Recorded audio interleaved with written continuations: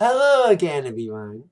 Zack Attack is here, my WWE Raw review for tonight, Monday, October 3rd, 2016, from the Staples Center in Los Angeles, California. Back on my regular webcam today.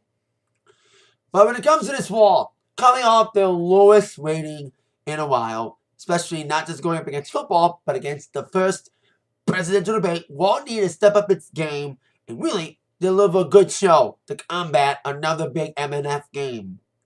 And I think Raw, for the most part, did a good job of that decent Raw tonight. Like, to the main event, Raw was a good Raw. You got some decent action, building for Hell in a Cell, but the main event, as you see from my subtitle, all I got this to say about the main event tonight.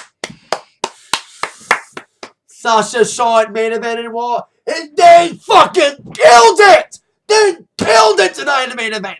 And anyone's been seeing my videos for a long time, I've been sounding like a broken record for so long. I've been applauding Sasha and Charlotte's abilities for so long.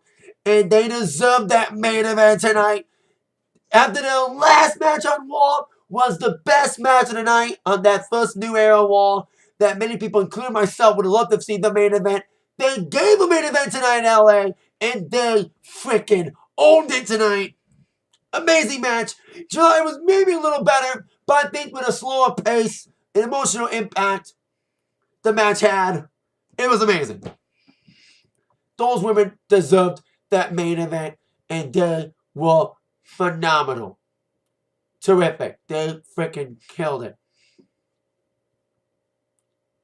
So, there you go with that. Just amazing. Amazing, amazing, amazing.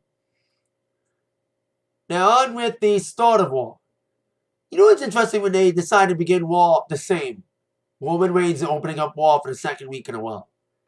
And getting booed out the building at Staples Center. But unlike last week where we started off with the match, which was Rusev against Reigns, that ended in a double countout, we had Reigns trying to deliver a promo. Thankfully, Lana came out. And even her little, "Thank you, Lana," chants during that. And she said, "My husband wanted to challenge you to a match." And at least woman had some decent comments saying that, "Tell your husband to be his Bulgarian balls to come out and deliver a challenge himself, not having you do the dirty work." Then she said, "Go to hell," which would have some meaning later on, after Rusev came out to attack Roman Reigns and even gave him a big boot over the barricade. But as he celebrated his attack on Reigns, countering many attempts at the Superman punch and the spear, before he delivered that big boot over the barricade, delivering Roman Reigns to the fans, Roman got taken out and left his U.S. Championship belt to be taken by Rusev. As he was standing on the Titantron, Roman Reigns magically appeared back. He probably walked through the crowd for the barricade and landed back on the stage to deliver a Superman punch to Rusev and saying, "Rusev, your wife said go to hell to me. I will go to hell with you inside Hell in a Cell." Now, we all had a suspicion, especially after the ending of last week's match, the double count out, that we would see a rematch between these two guys at Hell in a Cell. But now it's going to be in Hell in a Cell. This is the second straight Hell in a Cell pay-per-view that Roman's inside Hell in a Cell. He was against Bray Wyatt. And that match was okay. They'll go through the motions. They're probably going to have two Hell in a Cell matches again. And one's going to be better than the other. Like always, when you have more than one stipulation match in a pay-per-view of a stipulation, when there was two Money in the Bank matches, which it probably will be with the brand split being back and all, and two Hell in a Cells, one's always better than the other. And last year, Brock Lesnar and Taker, I've been dissing Lesnar for the last couple months here, especially at the SummerSlam. His match against Taker was not that bad at Hell in a Cell. It was pretty violent, bringing back to Attitude Era at Hell in a Cell, especially with a lot of blood in that match. So, there you go. With that, Rusev Reigns inside Hell in a Cell. We may get another one.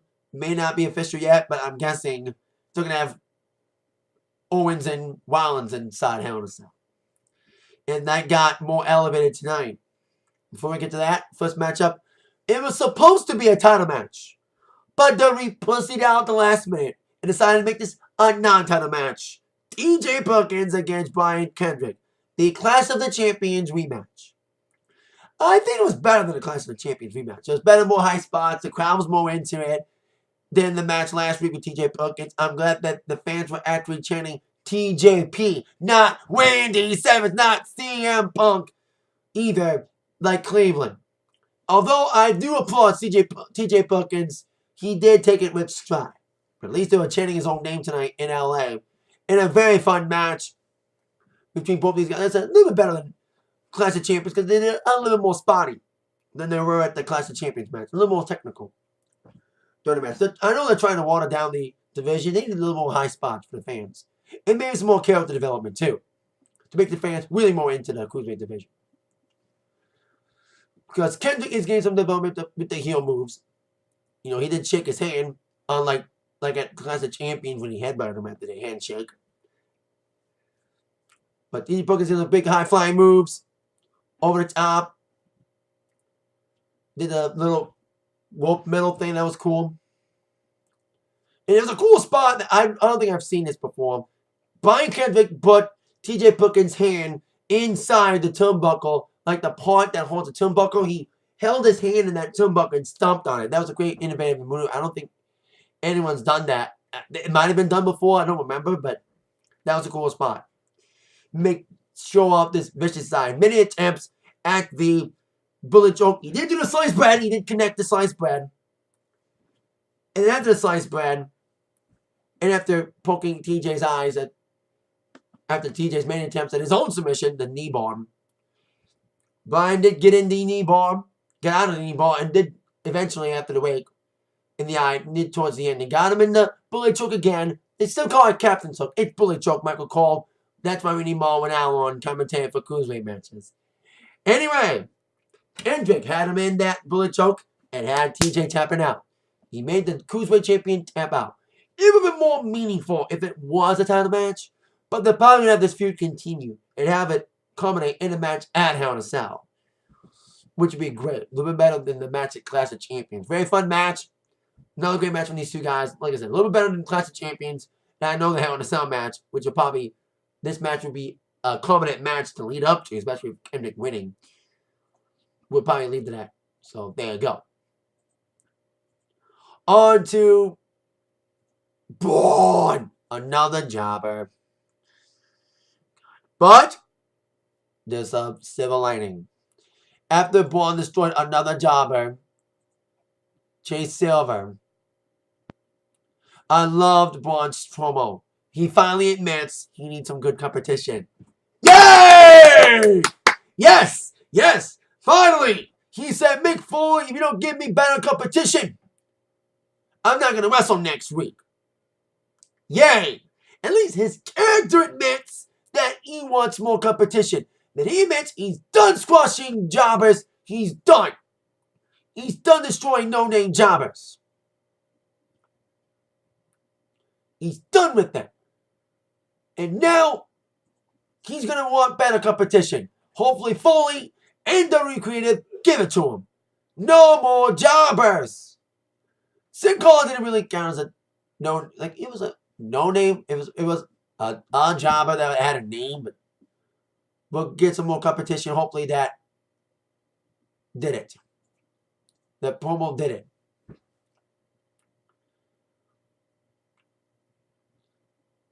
So there you go. Now, on with the next scenario. Kevin Owens, Chris Jericho came out. And they're talking about how they beat Enzo and Cass last week in the main event. Fun main event last week. Not as good as this week's main event. Sorry, KO, but the women's main event was kind of a good night. As I mentioned in the video, which I'll get to them. And I'm warning you now, if anyone's seen my videos, especially me, when I get giddy about Shaw and Sasha matches, prepare some walking. Because I've been very supportive and applaudtive of these two women. So KO Jericho with the list of Jericho. God, Jericho's having a great heel turn. You know, the gift of Jericho, the list of Jericho. And they wanted like, hey, we beat Enzo and Cass. We want to challenge New Day now. New Day came out. Oh my God. This was the best New Day promo in a long time. And Jericho and KO was probably what WWE wanted the club to be. Like, KO and Jericho nailed the comedy more than the club did during the club's comedy gimmicks. You know, when club tried to do comedy with New Day, they failed miserably. And I do mean miserably. But KO and Jericho had better comedy timing with New Day than with the club. And this is an epic promo. Oh my god. It was funny as hell. Probably, like I said, probably one of the best New Day promos in a while with their opponents. And Jericho and KO were perfect antagonists in this feud that might be starting.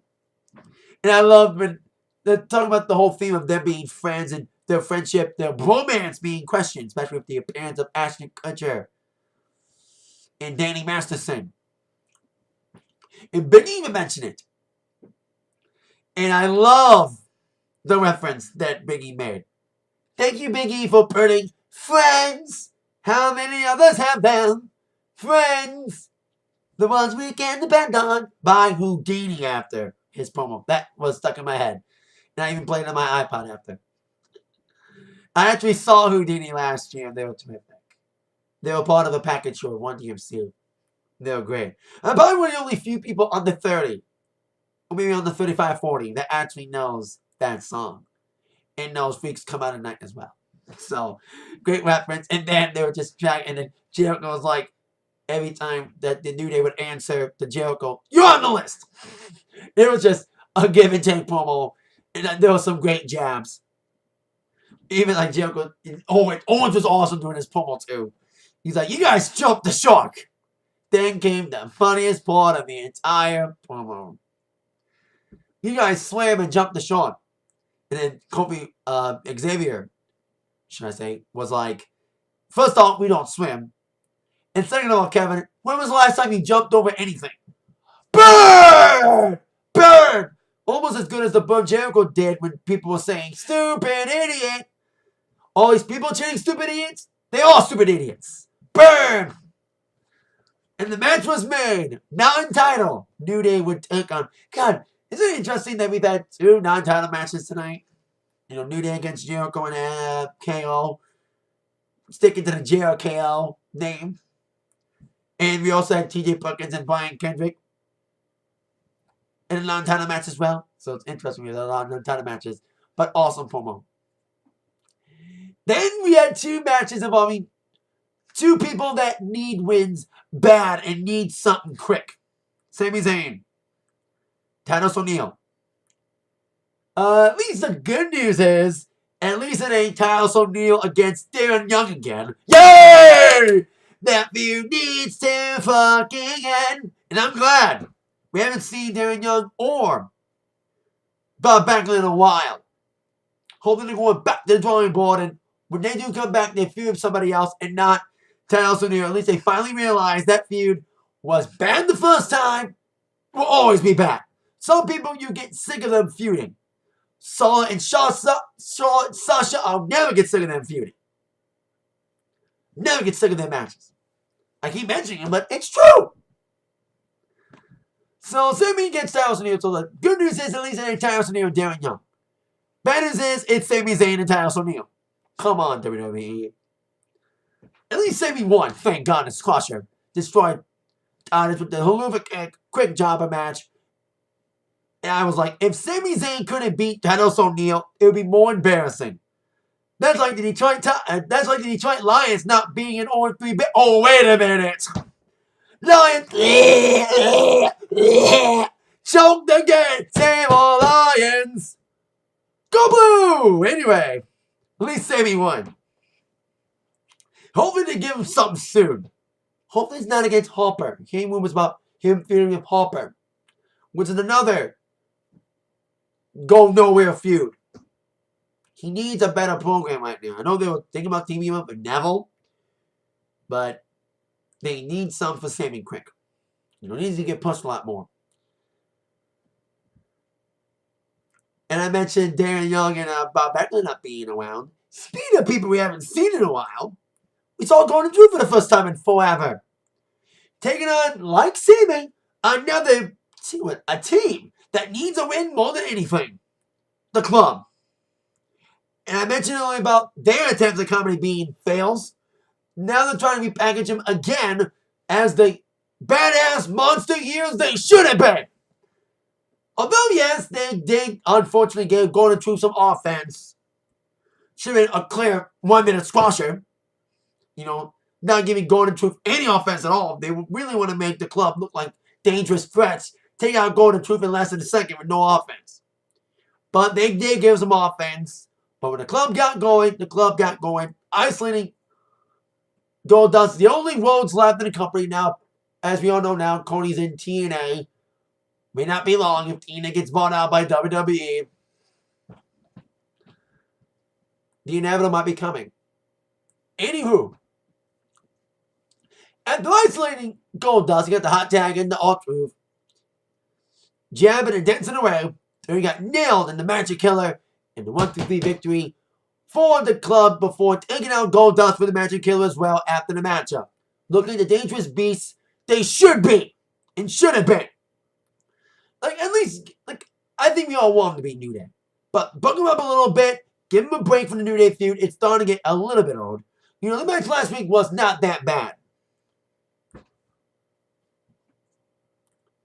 But they need a little break from New Day. They need a break, and when they feud again and finally beat them with better booking, like they're doing right now, there's a decent booking right now, better than what they have been doing with them.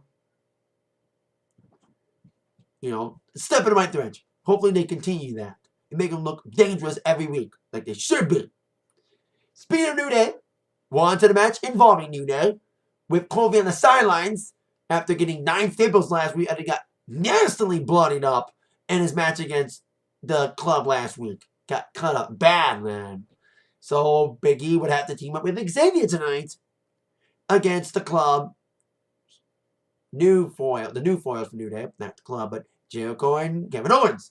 With Danny Masterson and Ashton Kutcher at ringside, there's some okay. It was a fun interaction. Usually celebrity guests on the wall, you tolerate it. And use it bad. These weren't, it wasn't that bad. The interaction wasn't that bad. And they were on commentary. They had decent interaction with Corey. They weren't that bad on commentary. At least Corey owned them. So, I thought Danny Masterson and Ashton were going to get involved. Thank God they didn't get involved in this matchup. Fun little matchup between KO isolating Xavier. Then Biggie got in there a little bit. Started suplexing people. And Owens didn't do the powerbomb one. Not powerbomb. He tried that. But he didn't do the cannonball. Xavier had his hair in a ponytail that went down. And as Xavier was getting beat up by KO and Jericho, here comes a distraction. There was a distraction, but it wasn't Danny Masterson and Ashton Kutcher. At least it was a distraction that made sense. Unlike Clash of Champions, where Jericho interfered, and it didn't make sense because we didn't get Triple H.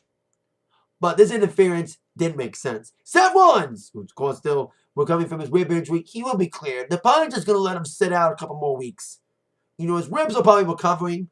He's cleared, but he's probably going to rest a few more weeks. For his ribs to heal properly, he'll probably be well for Hell in a Cell. Stood up, and at least his presence distracted KO. And New Day tried to capitalize on that, but then, despite the presence of Rollins, the gift of Jericho and Owens just kept on giving to New Day. There's been got in some big moves. So Owens still distracted by Rollins, tagging Jericho, who even tried to get the walls of Jericho at one point. And that's when Rollins came in again to distract the team of Jericho and KO. And Rollins got knocked down by Jericho. And Jericho got taken out by Xavier.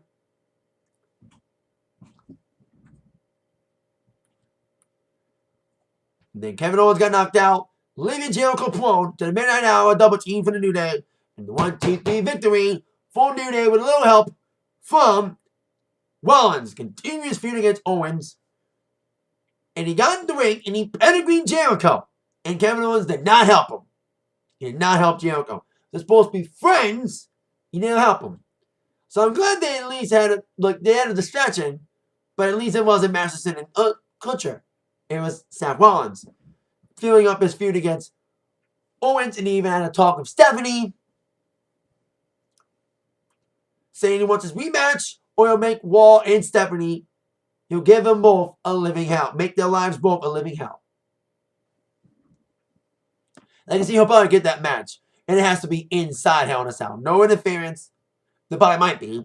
But still, please don't give the illusion of no interference with the Hell in a Cell being involved.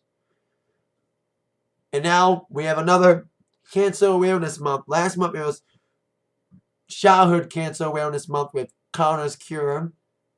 And now we got the Susan B. Komen, the Breast Cancer Awareness Month. The Pink Ropes are back for the 5th year in a row. And Enzo and Cass came out to award 3 women's titles, and they kind of flubbed the presentation. I kind of knew it was going to be that.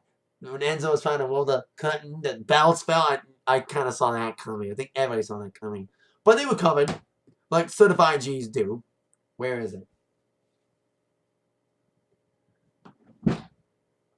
Hold on a second.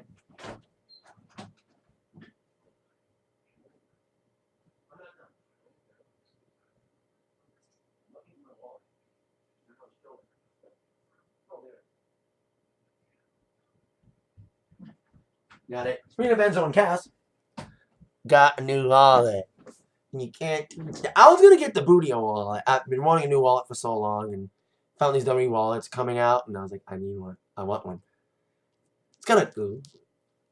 You don't need to see my stuff, but yes, I like the back. They make it the T-shirt and the wallet, so I think it's cool. I was gonna go for the New Day one, but I was like, I have too much New Day stuff, so gotta go for Enzo and Cass. So love it. My friend got one. I decided to get my friend one too, because he's a wrestling fan too. Now, on with our second cruiserweight match of the night after a great showing from DJ Perkins and Brian Kendrick. We have Tony Nese taking on the fun-loving Witch Swan, proving that despite a great dancing gimmick, it can't get over a main roster. Look at Fandango and Adam Wells. Dancing gimmick would work well for a minute, then the fans would get tired of it. Like, the dancing gimmicks and the fun gimmicks work better in NXT. Like No Way Jose, he'll probably fail on main roster. But at least Witch Swan's got the talent to try to back it up. But people aren't taking to him yet. He's a little bit more character development besides being a party guy. But he's still a fun athlete. He showed against Tony Nese. Tony Nese looked amazing in this match. Good fun match. Crowd was kind of into it. At least they didn't troll it with Randy Savage chants like last week. They're a little more classier than Cleveland when it comes to cruiserweight matches. But Swan gave us some big moves, and he's had some good moves too. I loved a sequence that he did. Great sequence that he did.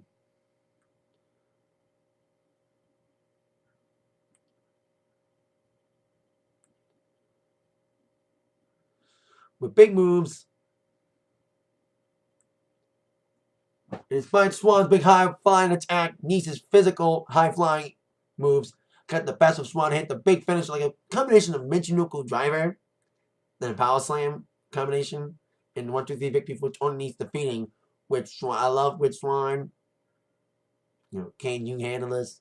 He was probably one of my favorites in CWC. Tony Nese was too, but they both look good in this matchup. Crowd could have been. They could have had a little more high spotty. They had a cool spot on the top rope with hook Kawana moves, but maybe a little more high spotty. That's the thing with the watered down cruiserweight. I know they don't want to do as many high spots, but if you want the crowd into it, they gotta have some high spots. They gotta realize what made the CWC good. You know, they got sometimes when they get to main roster, they water things down. You know, things that work in other places may not work on main roster. Look what happened to the Ascension. So at least they're gonna try to make the cruiserweight division work on main roster. They're trying, making it look special.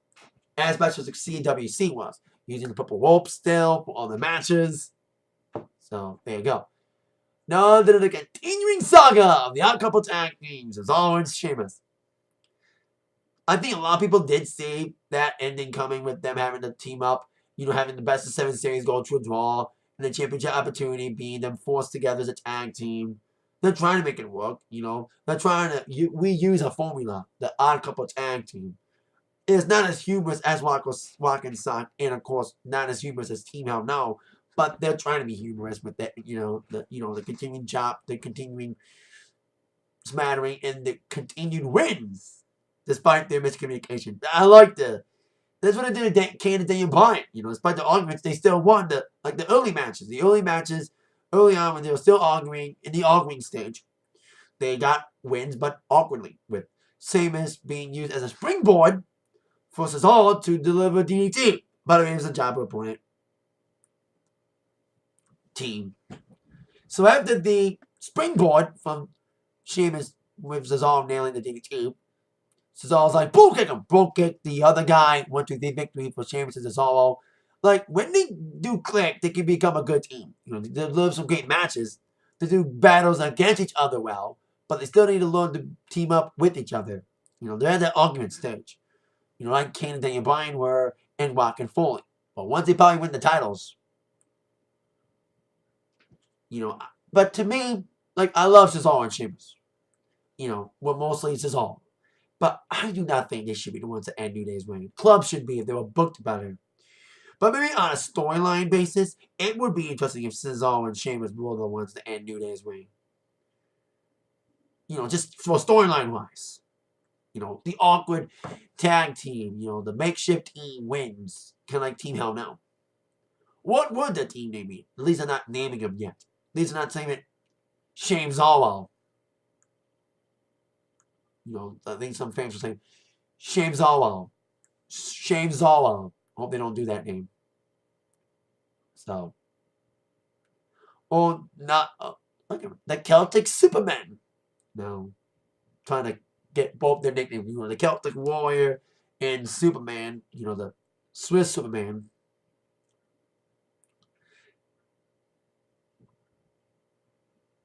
The Celtic Superman Warriors. The Celtic Warrior. No. No. I can't really think of a name. I don't think they should have a name. They get a name, it's stuck. So, there you go. Now, I think everybody agrees with, everyone's going to agree with me that we, especially myself, been applauding this for so long. I feel with so much pride. I think we agree that with pride, I, along with many others, gets to say the main event of Monday Night Raw, match of the night. I want to say it again. The main event, Sasha Banks, Charlotte, WWE Women's Championship, Raw Women's Championship. Yeah, they're adding the brands to the women's titles now. You know, SmackDown Women's title and the Raw Women's title. Sasha Charlotte main event. Need I say more? But I will. For the first time in 12 years, women have main evented Raw for the Women's Championship. The last time it happened, it was Trish and Lita. And I and many others have compared Sasha and Charlotte to Lita and Trish. And now they finally have earned that credibility, earned that comparison tonight, as they, like Trish and Lita before them, got the main event Raw for the Women's Championship. And I'm glad they had that segment with Bayley taking out Dana Brooke, making sure this match was one-on-one. Because Dana was involved in their last match on Raw till she was thrown out. But this time she was not involved at all. And there needed to be no involvement. There needed to be nobody at ringside. Just Sasha and Charlotte delivering an epic match in the ring. And they did. I love the promo package they did to begin. They're reproving once again the great packages. And these two have learned from their mistakes from SummerSlam. They didn't go as high spotty. You know, they had a slower pace, and I think it benefited both of them. Both women look phenomenal, and Charlotte gets a lot of hate these days about being overrated, being shoved down our throats, but she looked amazing tonight. She looked amazing. Great heel look, great facial expression. She's beat the tar out of Sasha, and I love the story they did with Sasha down and out. Oh, backbeat, hanging out. There was only one bunch. Sasha and Charlotte were both on the outside. Charlotte was trying to go for like a breakbreaker move. There was a bad transition, but they didn't recover. There's the only little glitch. Although there were some callbacks to previous matches, including Sasha and Charlotte again on the top rope. That's what kind of got Charlotte and Sasha's match at SummerSlam was mauled with the botch that Charlotte did, almost ruining Sasha's back. You know, when she did a top rope move, but it never happened because Charlotte got knocked down by Sasha, did a high splash move. Great suicide dive from Sasha also early on. They gave him the time and the effort, and the crowd was into it. And both women put on performances of a lifetime. The July match was a little better, but his match was still incredible. With the story they told, the slower pace, more methodical, but Charlotte looking like a monster heel champ. Looking more vicious than I've seen her lately. Delivering natural selection. Trying to go for the figure eight. If both women just born on, man. But like I said, people give Charlotte a lot of flack now being overrated. And I think Charlotte said it tonight in a promo before the match. When the lights go on and my championship's on the line, I deliver. And I love that she was almost crying near towards the end. She was really passionate and emotional. She was probably crying because of the fact that she was the main event of Raw with Sasha tonight. You know, they deserve that main event spot. Been applauding these two women for way too damn long. Probably everyone who knows me and everyone who's known me on these videos know that I've been a big mark for Sasha and Charlotte for so long. I'll never get sick of their matches. And once again, they proved my point tonight. That Charlotte was saying to Sasha with deep emotion, "You'll never beat me." She kept slapping, "Stay down!" Really vicious, and her facial expression was just amazing. Sasha's facial expression when she had Charlotte down for near falls did that too. Great expressions. And I love that when Charlotte was going for a big move, Sasha countered with a head scissor takeover into the bank statement. And I told you there was callbacks to the previous match, especially the SummerSlam match. Now they have the callback to the previous match with the Sasha Charlotte on the top rope. They also had a callback to the previous match at SummerSlam, previous one-on-one encounter, when Sasha almost got pinned by Charlotte again in the bank statement, the same ending at SummerSlam. But this time, Sasha got out of that pretty predicament from Charlotte and still had the bank statement locked in, and Charlotte tapped out again. The same ending as their Raw match before, but made more special because it was the main event this time. Sasha beat Charlotte again, and it was the main event of Raw, and it was amazing. There was passion and emotion in that match. Great story, great work from both women. Sasha looked great as the underdog trying to overcome the back injury that was targeted a lot during this match by the massive heel Charlotte, who had some of the best ring work today in a one-on-one match. She looked amazing tonight. And I've always been a Sasha fan. And also been a Charlotte fan, too.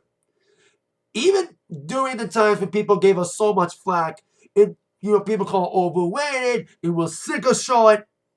Those people who have been making fun of Charlotte, saying shoving her down our throats, may have to eat their words because Charlotte looked amazing tonight. Both women looked amazing.